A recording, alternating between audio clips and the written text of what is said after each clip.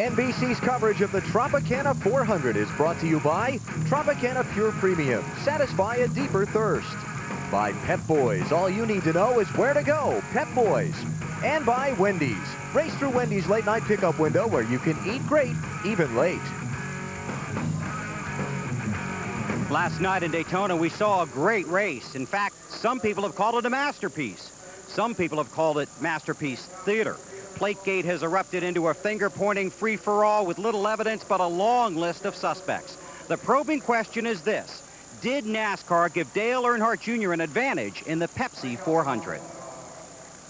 I can understand how the car ran so good that it sprang the question, but with NASCAR where it is today, I mean, that'd be a foolish attempt for them to try to fix a race.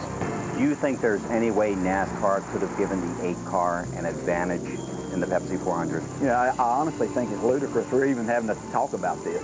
No, there's no way that they can give him an advantage. There was nothing fixed, none of that, and whoever's dreamed that up, it's ridiculous. And it was a wonderful win for him, and I don't want it tarnished in any way. The conspiracy theory swirling since Daytona focuses on a daring plot involving NASCAR, a less restrictive restrictor plate, and a whole lot of luck. And while speculation about who did what and how is nothing new to any sport, this time some of the players appeared to turn prosecutor. In post-race interviews, Jimmy Spencer indicated Earnhardt got the nod from NASCAR, while Pontiac driver Johnny Benson's quote seemed to point at Earnhardt's stout Chevrolet.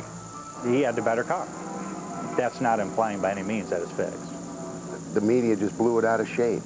You know, they're saying that they compounded some of the things I said and saying that NASCAR fixed the race and all this stuff, and that's not true. NASCAR doesn't fix those races. You know, I was more mad that the Pontiac was at a disadvantage than him having an advantage. And like I say, but they didn't print that. They don't care about that. They were looking for something else. I'm sorry for saying that NASCAR fixed that race. It was so dumb on my part, you know, because it's not true. And, you know, sometimes you make mistakes, and I made a big mistake that night. While NASCAR is both judge and jury when it comes to making the rules, the task of enforcing them is often carried out by the most diligent worker in racing, the garage rat. These other Winston Cup crews and crew chiefs and drivers, they all look at each other's cars. If there was something obvious enough, they would have been complaining. And trust me, there was nothing wrong with that car. Just by the nature of the way our garages are laid out, that you're going to see what everybody's doing around you. It's going to be hard to pull a trick that somebody doesn't see. Our whole inspection process being out in the open the way it is partly for that reason, is to make sure that everybody sees what we do and understands that you can't orchestrate any of that without thousands of people being involved, and that's very unlikely. In the Winston Cup Series, the challenge is to race the law and law enforcement, all the way from the inspection line to the finish line. And while most of the rules are black and white, some are a shade of gray. Your quote of the week is that some people, or a lot of people, may not be comfortable with how the restrictor plate process works. I think where I was going to with that is that we've got officials that enforce the rules.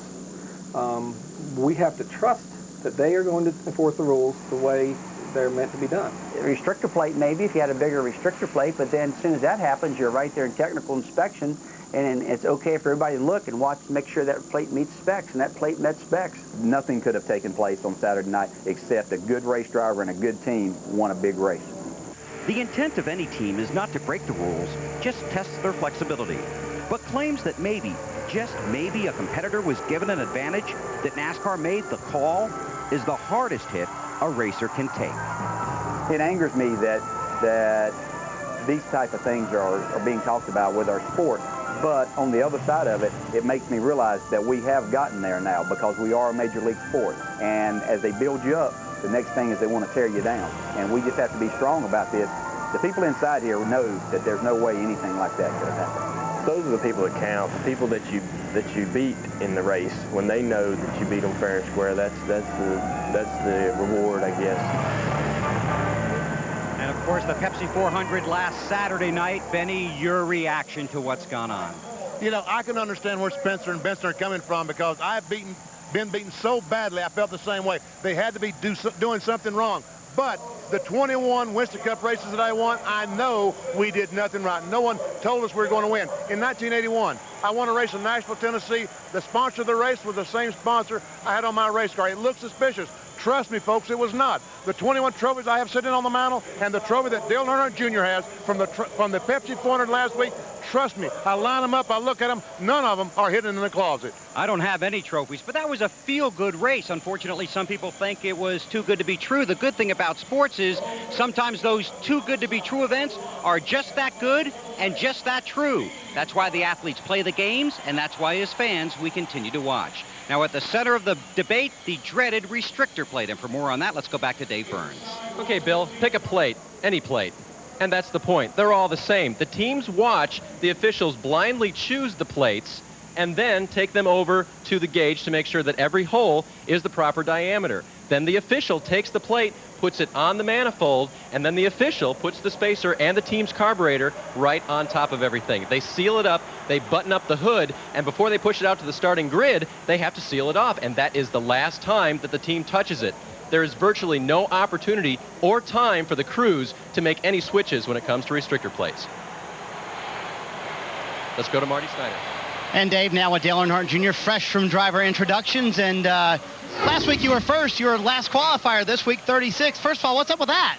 Well, we had a left front spring coil bind in qualifying and upset the car. We were about 4th or 5th quickest in practice, so I was kind of disappointed with that, but we got a good car for the race and maybe get some good pit stops and do like Jimmy Johnson yesterday, put on 2 tires a few times we can get up front. You seem focused, but with all the talk this week, was the team at all distracted? Yeah, it wasn't a distraction as much as you just wanted to get it settled and hope everybody really understands. I mean, I was kind of over it really, but my team, they really had a hard time dealing with stuff like that, and I just want them to be able to get the credit they deserve for the car they built, and we will eventually. He starts 36. Lots of work for that young man to do today. Now let's go to Bill at the War Wagon. Thanks, Marty. This is not NASCAR's first visit to Chicago. It's a return to Chicago. Fireball Roberts drove to Victory Lane at Soldier Field 45 years ago next Saturday, July 21st, 1956. So today, the land of the Bulls and the Bears is ready to welcome back the boys.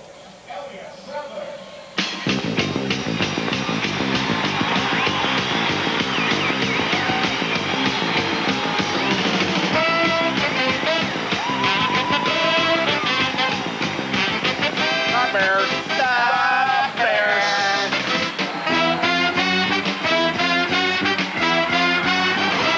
The Bulls.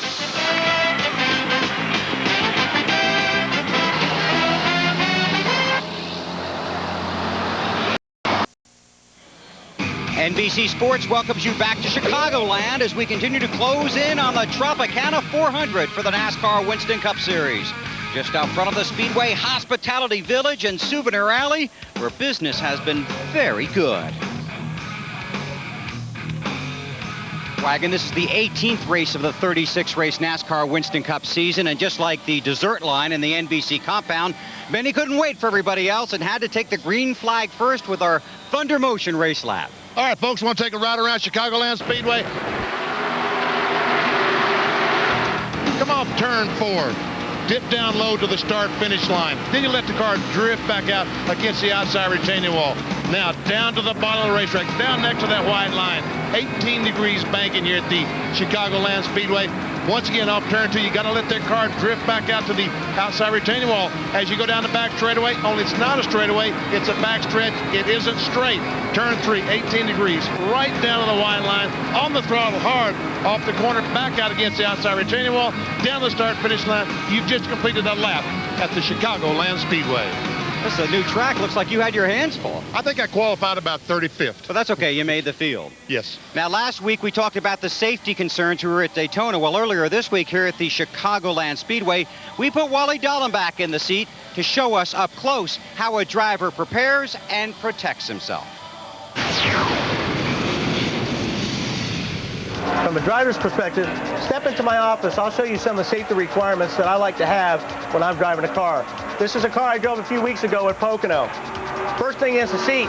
Seat's got to be tight. They got to be form-fitted to the driver.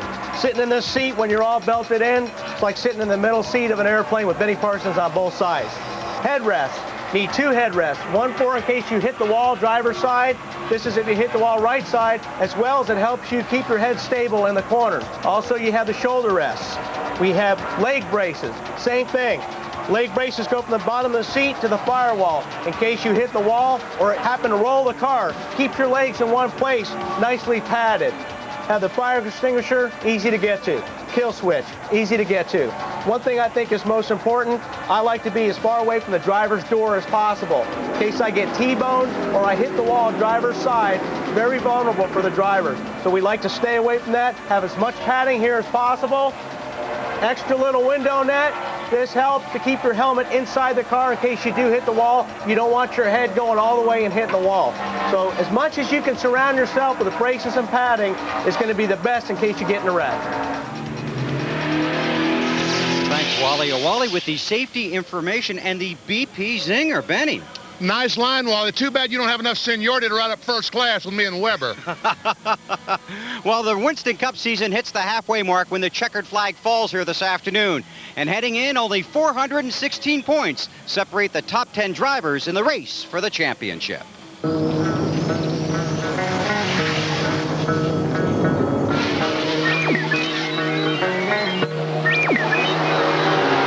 on board with Jeff Gordon. You can see that we can't see much. Yeah, nothing much to see. Jeff Gordon's car smoking heavily. The fans in the grandstands are on their feet, waving Dale Jarrett to victory here at Martinsville. The UPS Ford set to deliver at Darlington. The battle for the lead continues. Here's Rudd asking his Ford for everything it has. Rudd will have to chase him if he wants to win. Tony Stewart will be black flagged by NASCAR. Dale Earnhardt Jr. rockets to the front at Daytona. Listen to the crowd.